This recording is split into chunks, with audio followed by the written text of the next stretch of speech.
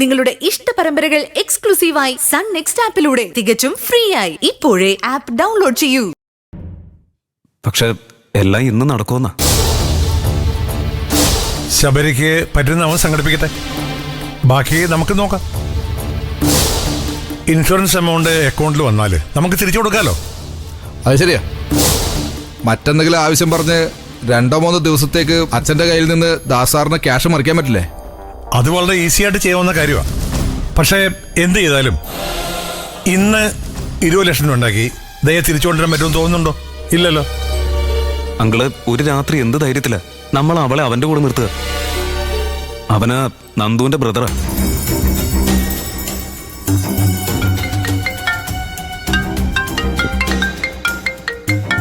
Video call ആണല്ലോ. ദയയുടെ ഫോണിന്നാ. ദയയുടെ ഫോണിന്നോ? എടുക്ക ശബരി, നേരെ സംസാരിക്കാം. ഇതൊന്ന് പിടിച്ചെങ്ങനെയാ വാങ്ങളെ. നിങ്ങൾ കൂടുതൽ ടെൻഷൻ ആവണമെന്ന് വിചാരിച്ചിട്ടാ ഞാൻ വീണ്ടും വിളിച്ചത്. ദയയുടെ അവൾ ഇവിടെ സേഫാണ് ശബരി. ദാ കണ്ടോ?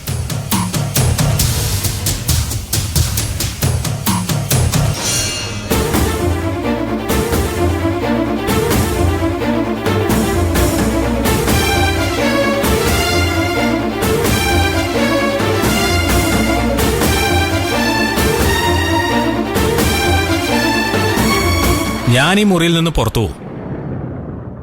പിന്നെ ഇവിടെ കാണുന്ന ലേഡിയുടെ സംരക്ഷണത്തിലായിരിക്കും ദയ.